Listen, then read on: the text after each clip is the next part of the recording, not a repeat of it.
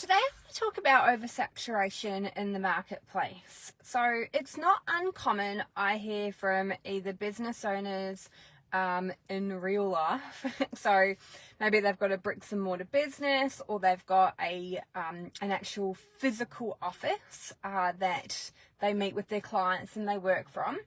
Or they're predominantly online, they work remotely, they meet with clients, face-to-face via Zoom with the occasional face-to-face meeting. But it's not uncommon that I don't hear the words oversaturated flying around within different conversations. And I want to have a quick chat today about how to break through in an oversaturated marketplace, regardless of what type of business you've got. So first and foremost, this comes off the back that I was just driving down a road, right? I intentionally drove down this road because I was really curious to see the amount of different health facilities or businesses that I could count. So I go to the gym, and I knew that on this road there were a few other health facilities that people could go to. So driving along, trying to keep my eye on the road as much as possible, I counted 6 different types of, kind of like a gym facility or a health facility that I had the option to go to. So if we want to talk about oversaturated, that's a lot for a street that really is not that long. It would probably take you maybe 2 to 3 minutes to drive from one end to the other.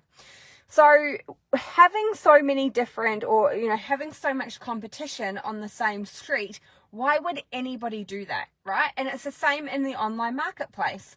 Why would you have a business that is so similar to so many other people out there that buyers and investors get to choose from? So first and foremost, these 6 facilities, whilst they are focused on improving people's physical, mental, emotional well-being, they have slightly different target markets. So one of these businesses focuses on yoga. One is a Pilates reformer business. There's a BFT style gym. There is a more traditional style gym that's got classes, equipment, what else is there? Spin and things like that. PT. Now, and then there is a couple of CrossFit gyms. So there is an array of different types of markets that each one of these businesses targets to. They've got a niche market. Now, if you feel overwhelmed in an oversaturated marketplace, then I would ask you who you help and how can you really specifically be the expert in that field, right? Because whilst I can sit here and say, well, I run a boutique digital marketing agency, I'm a marketing strategist, I'm also a copywriter. I'm specifically more of a copywriter for coaches and personal brands.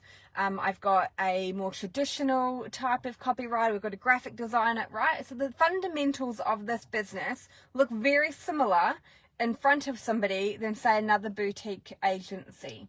How are we different? Is that we do offer branding for coaches. There are not too many businesses or marketing businesses out there that help personal brands and coaches do their marketing online for their in-person and online audiences. We have a really consultative approach. Working with us is a true collaboration. Just because you have outsourced, your marketing, some marketing agencies would fully take the reins, do what it is that you wanted, put together those launch plans, those campaigns, your content marketing, hand it back to you, and then just roll it out. Now, we work very collaboratively with our clients. We believe that's the best way to get results on both parts. It is what I love doing, and so does my team, working with our clients, okay? What is another, USP? We work with Australia and New Zealand only. There's a few reasons for that. Marketing outside of New Zealand and Australia is different. So unless I or my team want to learn different geographical locations and their marketing styles and how to communicate best with those target audiences, we work with the areas in which we are experts in. We predominantly have we have a female run business. I currently choose that purposely. And we also have only got New Zealanders and Australians within our business. We don't, use offshore marketing experts, even though it would make it cheaper for me to run the business and it would make it cheaper for our clients. So there are lots of ways in which, and there'd be a ton more, right? I don't want to make this all about social renegades, but there is a ton of ways in which this business purposely is different from our competitors and does set ourselves apart from the rest. Now, another way, I guess, to cut through, the oversaturation and the noise in the real world and online marketplaces is to be asking yourself, how can we help people, right? So it can be frustrating. Having so many competitors up against you in a real life or in an online environment. I totally get it, right? Look, I'm running a business in these times too. I'm not going to sugarcoat it. Things are really tough right now. Businesses are having to work differently to what they would in a really strong economical environment. And that's okay. It just means that we adapt with the times. But whether we're in a booming economic environment or whether we are in a slower economic environment like we are right now, where people are really evaluating where they're prioritizing their money in business and outside of that, what is crucial, this is my number one question. If no one ever listened to me ever again, what I would suggest is the number one question is, I ask myself all of the time, how can I help our ideal customers and clients? Now, I don't sit here going, how can I help them for lots of money? I simply say, what are their problems right now? What are their challenges? What are their desires? How can myself and my team and my business help solve those problems? Because believe it or not, when you ask that question and you start solving those problems, people are going to pay you what it is that you want them for that service or that product if you're a product-based business. When we focus on, I'm not making any sales, no one else that wants to buy, the marketplace is oversaturated, and all of these other things that we can tell ourselves and I see on a daily basis, we are letting go of control, right? We are giving all of our control to the external circumstances around us. This is not how successful business owners and successful CEOs and successful humans live their life, right? There are so many things that go on external to us every single day that we could walk around and we could blame all of them for the way that our businesses and our lives are operating. Or we can take control of the situation and we ask ourselves, within what we can control, how can I help people, right? How can I serve? How can I be of service? People have got money to spend. If they don't have the full bells and whistles like they might have had 1, 2, 3 years ago, then start listening and having conversations to your ideal clients so that you're offering something that is going to help them. It is going to pay you, for your time and for your expertise, but maybe you've molded it slightly differently. Maybe you're offering a different style of package to your client, and maybe it's smaller, right? But you're looking at different ways to be able to help people that fits within your confines of your expertise, your time, paying yourself for your time and expertise the best you can, but also delivering something that is of value and of service to the people that need your help right now. Because if you are able to accommodate and work with people within their budgets and give them as much as what they can within that, within the budget that they've got, what will happen is, as the economy starts to pick up, as consumers start buying more, businesses will have more to spend. So therefore, guess what happens? The budget in which you've started with can expand.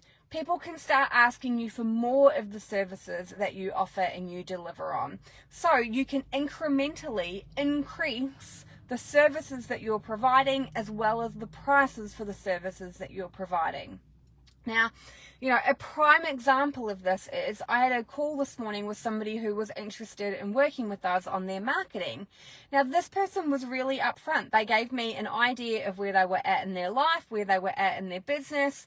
And we talked, the word budget flew around a little bit. And I simply said to that person, can I ask what budget you're looking at right now so that I know what we can do to be of service to you, to get the results that you're looking for, but also, have a conversation of, if you want this, this is how much extra it will be. If you don't, then that's okay. We can talk about that in the future.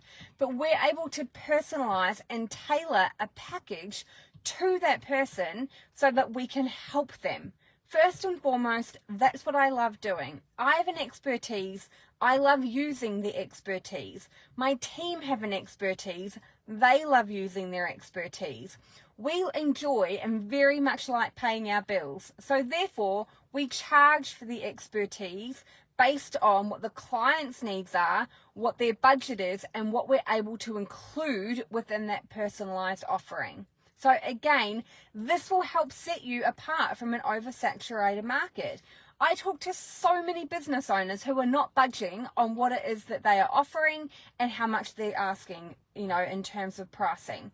These people are the ones that are constantly coming to me telling me people aren't buying, no one wants to spend any money, the market is oversaturated. So interesting that the people that are adapting and working with the current external situations are thriving, and they're really busy, they're helping lots of people, they don't have a cash flow problem, they're serving their ideal clients, and looking forward to when financial constraints are alleviated a bit more so that they can offer more services, help their client more, and of course be financially accommodated for that at the same time.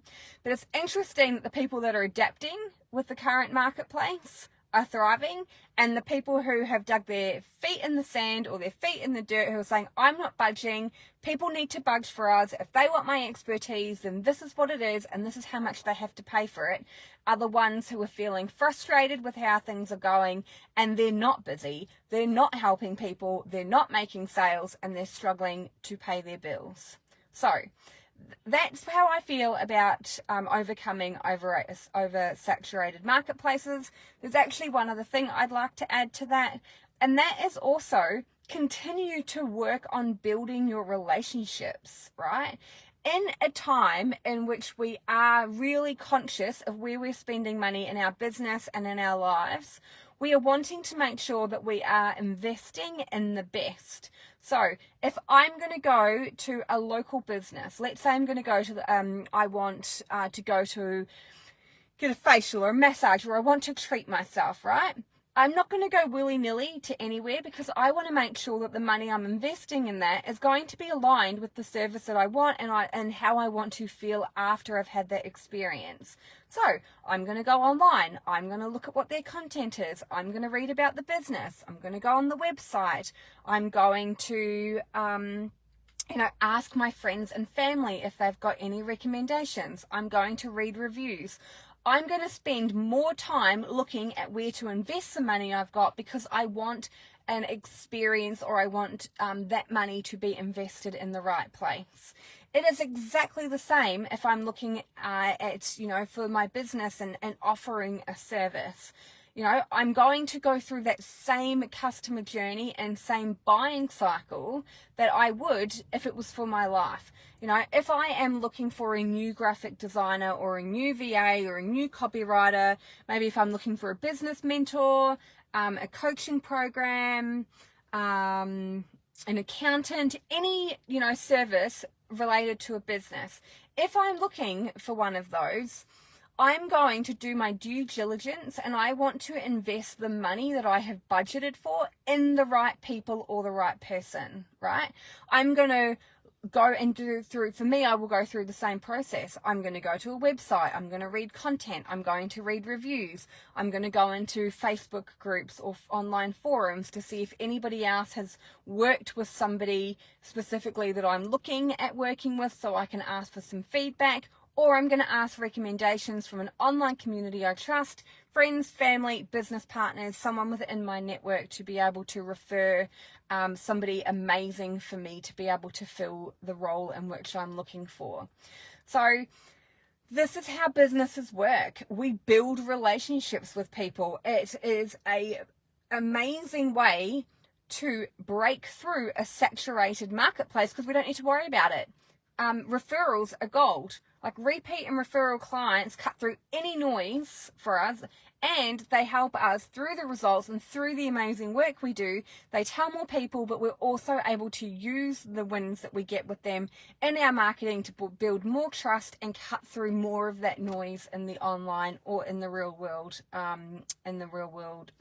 places in which we are selling. So that, I guess, are my views on how to, break through oversaturated marketplaces and how to rewire the way in which you are saying that they're oversaturated. They're only oversaturated if you're looking for oversaturation, and you feel like it's oversaturated if you're not looking at how you can help people, how you can adjust to their needs and their services, their wants and desires, and just sitting in a place of doom and gloom, focusing on all of your problems instead of solving your problems by helping others solve theirs.